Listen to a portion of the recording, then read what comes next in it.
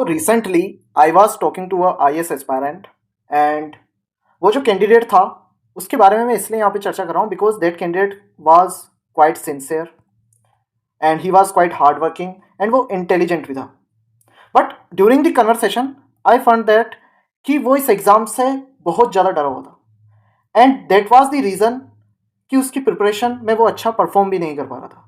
And then I decided that there are many fears which people face in this toughest exam of India. And अगर आप भी ऐसे ही एक hard working candidate हो जो काफ़ी ज़्यादा सिंसियर है इस प्रिपरेशन को लेकर बट अच्छे से स्टडीज नहीं कर पा रहा है, then this video is for you because in this video I will end all of your fears related to IAS exam. तो इस वीडियो को एंड तक ध्यान से देखना and do share it with your friends also ताकि उनकी भी इससे हेल्प हो सके. So firstly, here is my UPSC journey. I have appeared in CSC 2020, 2021 and 2022. Overall, every time I have reached till the interview stage, I have faced 3 IAS interview boards and here I am going to decode the journey backwards for you to tell what works, what doesn't works and how to easily achieve your IAS dream, how to address fears associated with this exam. And overall, my guarantee is that if you will follow me, you will not be repeating any of the mistakes which I have done because यहाँ पे मैं आपको कुछ भी theoretical नहीं बताऊंगा. Everything would be practical, everything would be based on my personal experience. And if you want PDF of this lecture, you can download it from my Telegram channel. If you want exclusive free resources, you can download them from free resource section of my website. And you can sign up for the free IAS Ganga mock test जहाँ पे मैंने UPSC 2025 prelims के basis पे questions design करे हैं and मैंने कुछ tips tricks भी दी है सॉल्यूशन में ताकि आप उन क्वेश्चन से को आसानी से लॉजिक की मदद से सोल्व करना सीख जाओ. एंड इन तीनों के लिंक मैंने कमेंट सेक्शन में पिन कर दिए हैं. नाउ फर्स्टली ये अंडरस्टैंड करते हैं कि आखिर इस एग्जाम के रिगार्डिंग क्या क्या फियर होता है. तो I have also been an aspirant and जब मेरा फर्स्ट अटेम्प्ट में इंटरव्यू नहीं क्लियर हुआ था देन मेरे माइंड में हमेशा ये फियर रहता था कि हो सकता है मैं दोबारा प्रीलिम्स फेल हो जाऊँ, मेंस फेल हो जाऊँ या इंटरव्यू में अटक जाऊँ. तो ये फियर ऑफ फेलिंग अगेन ये काफ़ी ज़्यादा स्टूडेंट्स में देखने को मिलता है. लूजिंग ईयर्स ये भी काफ़ी कॉमन फियर है जो मैंने खुद ने भी फेस करा. देन कई बार हमें ऐसा भी लगता है कि we are not good enough, हमारा जो बैकग्राउंड है वो हाई फाई नहीं है. जैसे मैं खुद एक रूरल बैकग्राउंड से हूँ and I have done my graduation from local college. तो हम में कई बार इनसिक्योरिटी आ जाती है कि we are not good enough, ऐसा हो सकता है. या फिर आपको ऐसा लगे कि सिलेबस बहुत ज़्यादा है, टाइम बहुत कम है. But from my personal experience I can tell you that UPSC doesn't rewards perfection. What it rewards is your consistency, strategy and stability under chaos. Prelims में कितने ही रैंडम क्वेश्चन आ जाए, if you are stable there you will be able to crack it. And इस वीडियो में I will be discussing all this fears one by one and इस वीडियो के एंड तक you will have complete clarity regarding all this fears और आपका जो UPSC के रिगार्डिंग डर है वो भी खत्म हो जाएगा. तो पहला फियर है सिलेबस काफ़ी बड़ा है. ये हर स्टूडेंट को लगता है, मुझे भी यही लगता था. बट जब मैंने PYQ एनालिसिस किया देन आई फाउंड कि 60% of the syllabus repeats every year in different form. जैसे GS3 में UPSC ने क्लाउड बर्स्ट पे क्वेश्चन पूछा, 2 बार क्वेश्चन पूछा. देन 2024 के मेंस में GS1 में UPSC ने क्लाउड बर्स्ट पे क्वेश्चन पूछा. तो आप देख सकते हो क्लाउड बर्स्ट जो टॉपिक है वो GS3 का था वो GS1 में रिपीट हो गया. तो इस तरीके से न जाने कितने सवाल है जो रिपीट होते हैं. इस पर मैं काफ़ी अच्छा एनालिसिस लेकर भी आऊँगा. Like 14 questions got repeated in GS1 mains. ये मैं आपको प्रूफ के साथ दिखाऊंगा कि कैसे पास्ट के PYQ से 2024 का जो GS1 मेंस था उसमें 14 क्वेश्चन रिपीट हुए. इसी तरीके से 14 क्वेश्चन GS2 में रिपीट हुए, 11 क्वेश्चन GS3 में रिपीट हुए. ये मैं आपको पूरे फैक्ट के साथ आने वाले वीडियोस में दिखाऊंगा. तो यहाँ पे अगर आप ध्यान से PYQ को समझोगे आपको लगेगा, और प्रीलिम्स में भी ऐसा होता है, प्रीलिम्स में भी सेम टॉपिक बार बार रिपीट होता है. तो अगर PYQ बेस्ड स्टैटिक कवरेज आपने कर लिया, along with that if you have done monthly current affair magazine revision and structured way में टॉपर कॉपी की मदद से आपने आंसर राइटिंग करी, इसके रिगार्डिंग मैंने already easiest method to answer writing video डाल रखा है, उसको आप जरूर से देखना. Then your syllabus is quite manageable. तो आपको कभी भी ऐसा नहीं लेना है कि सिलेबस को वन गो में खत्म करना है. Layer it like a cake. Like for example आप फर्स्टली वो टॉपिक्स खत्म करो जिनका वेटेज सबसे ज़्यादा है और जिनकी inter connectivity with other subject is quite high. Like geography, environment अगर आप खत्म कर लेते हो, ज्योग्राफी खत्म कर लेते हो, इन्वायरमेंट बिकम्स क्वाइट ईजी. और ये दोनों खत्म कर लेते हो तो इससे काफ़ी हद तक आपके करंट अफेयर रिलेटेड होता है वो कवर हो जाता है. इकोनॉमी इससे रिलेटेड है वो आपकी कवर हो जाती है, उसको अंडरस्टैंड करने में आपको ईजी रहता है. Same is the case with your optional. If you are doing optional then firstly do the core thinker part of your optional. For example sociology, anthropology, PSIR, इनके जो कोर थिंकर्स है वो cover करो. Once you are done with that then other parts would be quite manageable. तो cake के तौर पे आपको इस सिलेबस को खत्म करना है. सेकेंड चीज, I am not from a top college और background, how I will clear it. तो यहाँ पे मैं आपको इनकी फोटो दिखाता हूँ. ये है बीरदेव सिद्धप्पा जिनकी रैंक आई 551 and once upon a time he was a shepherd but now he is a UPSC rank holder. और यही नहीं, there are lots of toppers every year who clear from a very humble background. क्यों? क्योंकि UPSC एक exam है जहां पे आपने कहां से पढ़ाई करी वो मैटर नहीं करता, आप कैसे थिंक करते हो वो मैटर करता है. आपका माइंडसेट क्या है वो मैटर करता है मोर देन योर बैकग्राउंड. हाँ, अगर आप अपने बैकग्राउंड को लेकर इंफीरियर फील करते रहोगे, लो फील करते रहोगे, तो डेफिनेटली आपको हमेशा डर लगेगा और आप फेल होगे. तो आपको अपने बैकग्राउंड को लेके इंफीरियर फील नहीं करना. आपको ये ध्यान रखना है कि आपका बैकग्राउंड कुछ भी हो, आपका माइंडसेट एक ऑफिसर जैसा होना चाहिए. नाउ तीसरा फियर होता है what if I forget everything which I read. अब देखो, अगर आप स्टोर करने के लिए पढ़ रहे हो ना तो definitely you are going to forget it. इस पे मैंने एक बहुत डेडिकेटेड अच्छा वीडियो भी बनाया, कोग्निटिव ऑफलोडिंग. ये वाली टेक्निक काफ़ी सारे टॉपर्स डायरेक्टली इनडायरेक्टली यूज़ करते हैं. मैंने भी इसे काफ़ी अच्छे से यूज़ करा था. तो आप स्टोर करने के लिए मत पढ़ो, आप रिवाइज करने के लिए पढ़ो. Suppose if you are reading a chapter then read it in such a way कि अगर आपको इसको अभी पढ़ने में 1 आवर लग रहा है तो जब आप इसे अगली बार पढ़ोगे it should take only 30 minutes, यानी कि 50% टाइम आपका बच जाना चाहिए अगली बार. अब इस 1 घंटे में इस तरीके से उस चैप्टर को पढ़ना है. उसके लिए आप अपनी अंडरस्टैंडिंग पे फोकस करो. कुछ चीज़ें हैं जिनको हाईलाइट कर दो, कुछ फ्लो चार्ट्स आप बना सकते हो वहाँ पर to reduce your revision time. ठीक है, तो आप कभी भी ये सोच मत पड़ो कि आपको सब कुछ याद रहेगा. Read from the perspective that you need to make it revisable. साथ ही ट्राई टू रिकॉल, लाइक जब आप कोई चैप्टर पढ़ के खत्म करते हो then try to recall whatever you have read. उसको आप एक नोट पे भी लिख सकते हो या फिर माइंड में भी थिंक करो कि whatever you have read whether you are able to recall it और नॉट. इससे आपकी मेमोरी का टेस्ट होगा और वो इंप्रूव होगी. एंड देन रिवीजन का मैंने बताई दिया, आपको रिवीजन करना है. अब जब 30 मिनट रिवीजन करोगे तब टारगेट लेना है कि अगली बार जब रिवीजन करें तो 15 मिनट लगे. इस तरीके से पढ़ोगे तो आप अगर भूल भी जाओगे तो भी आपको दोबारा रिवाइज करने में टाइम लगेगा ही नहीं. तो आपको फॉरगेट करने का फियर ही खत्म हो जाएगा.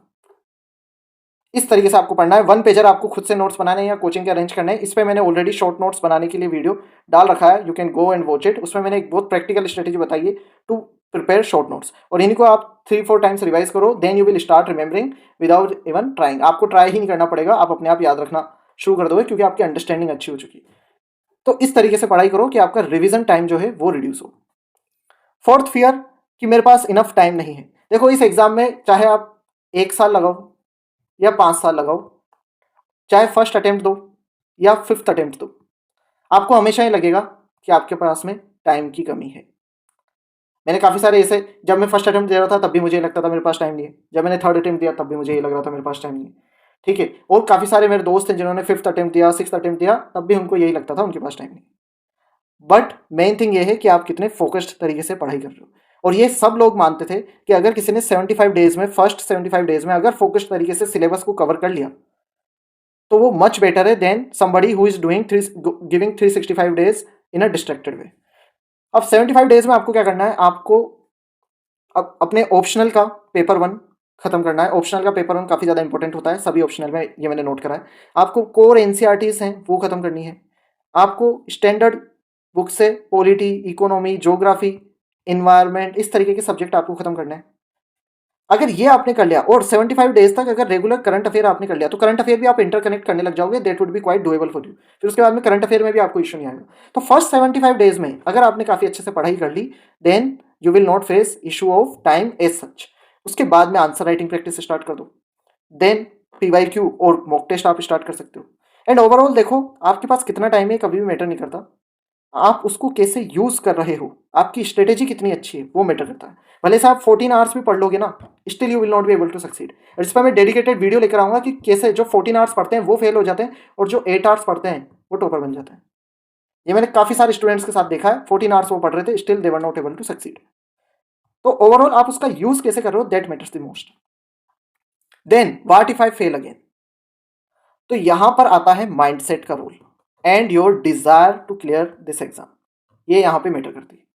And as you can see from the example of this year's rank 1 Shakti Dubey ma'am, इनकी फोटो मैंने यहाँ लगा रखी है.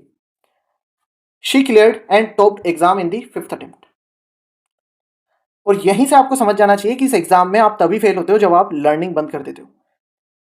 क्योंकि अगर ये 5th अटेम्प्ट में इन्होंने क्रैक करा है, क्या इसका मतलब ये 4 बार फेल हो रहे थे? नहीं।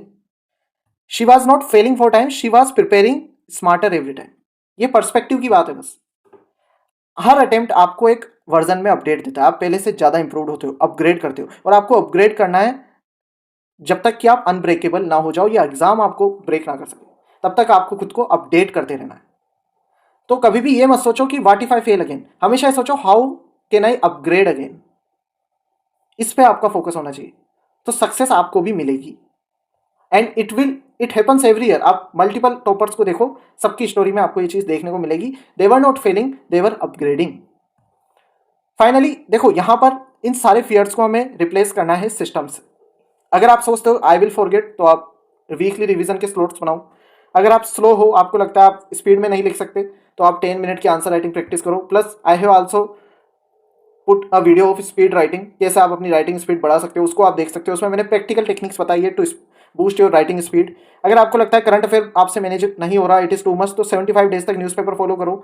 उसके बाद में भी इशू आ रहा है तो monthly and yearly compilation you can cover. इसके रिगार्डिंग भी मैंने विजन आईएएस का हाईलाइटेड पीडीएफ शेयर करा है टेलीग्राम पे, एंड उसकी मई मंथ की वीडियो भी डाली है यूट्यूब पे, उसको आप देख सकते हो। मंथली मैगजीन कवर करना आपके लिए और ज़्यादा ईजी हो जाएगा। ऑप्शनल अगर आपका लैग कर रहा है then it is a serious issue. आप 4 to 5 hours every single day दो अपने ऑप्शनल के लिए। वीकली बेसिस पे पीवाईक्यूज देखो, पीवाईक्यू ड्रिवन प्रिपरेशन करो। ओवरऑल 3 गोल्डन माइंडसेट हैक आपको यहाँ पे लाने होंगे to end the fear. First is always self talk like a warrior. कभी भी नेगेटिव सेल्फ टॉक मत करना। हमेशा ये मत कहना कि I am behind, always say I am in training, क्योंकि आप ट्रेनिंग में ही हो। If you want to become officer you are always in training during this exam, ठीक है। Always talk to yourself like a soldier. कभी भी victim की तरह बात मत करना, वरना कुछ नहीं कर पाओगे इस एग्जाम में। सेकेंड थिंग, विजुअल रिहर्सल करो। जब मैं पढ़ाई करता था तो आई यूज टू विजुअलाइज कि मेरा ये सब्जेक्ट फिनिश होने वाला है। सब्जेक्ट कंप्लीशन को मैं विजुअलाइज करता था, स्टडी रूटीन को मैं विजुअलाइज करता था, साथ ही एग्जाम डे को मैं विजुअलाइज करता था कि कैसे मैं एग्जाम देने जा रहा हूँ, कैसे मैं कामली पेपर को सोल्व कर रहा हूँ। इंट्रो में मैं ये लिखूंगा, कंक्लूजन में मैं ये लिखूंगा। इस तरीके की चीज़ें मैं विजुअलाइज करता था, और ये मैं ही नहीं, काफ़ी सारे लोग करते हैं। This is quite effective. आप एग्जाम भी कोई भी दे रहे हो, ये visualization would be very helpful for you. तो आपको विजुअलाइजेशन करना है, that would end your fear. Progress board बनाओ ऑन योर वॉल। यहाँ पे मैंने एक एग्जाम्पल दिया है, this I make this for my mentorship students. तो यहाँ पे डिफरेंट सब्जेक्ट्स हैं as you can see, and यहाँ पे उनका टोटल प्रीलिम्स में कितना वेटेज है, and then there are different rounds. तो जो मंथ्स हैं जिस इसमें उनका वो सब्जेक्ट खत्म होता गया उसको ग्रीन कलर दे रखा है, जो सब्जेक्ट पेंडिंग है उसको रेड कलर दे रखा है, एंड जो ऑन गोइंग है उसको येलो कलर। तो इस तरीके से आप प्रोग्रेस बोर्ड बनाओ, so that you can clearly see कि आपने कौन सा सब्जेक्ट कब खत्म करा, उसको खत्म करने के बाद उसे कलर कोड करो, और कौन से पेंडिंग है और कौन से ऑन गोइंग है। और जब आप देखोगे कि आपके प्रोग्रेस हो रही है, आपके टॉपिक्स खत्म हो रहे हैं, सब्जेक्ट खत्म हो रहे हैं, then you will feel good about yourself. और उससे आपका उन छोटी छोटी जो विंस होती है, स्मॉल विंस, उससे आपका कॉन्फिडेंस बढ़ता जाएगा, और ये एग्जाम का डर खत्म होता जाएगा।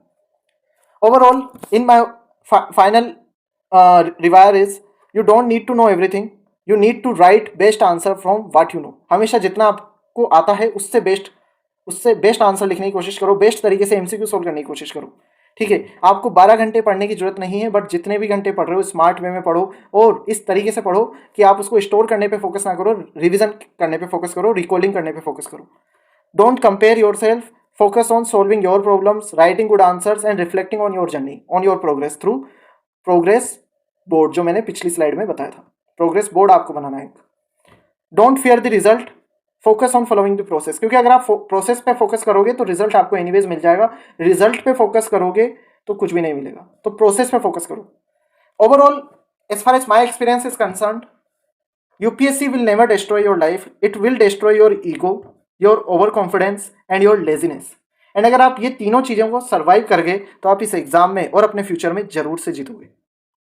सो this was the analysis of fear related to IAS exam. अगर आपको अभी भी कोई ऐसा फियर है जो मैंने एड्रेस नहीं करा तो कमेंट सेक्शन में जरूर से बताइए। Also you can join my Telegram channel, you can download free resources from my website and join this YouTube channel for such lectures, because here I will be helping you and I am going to make your IAS journey quite easy. All the best for your UPSC preparation.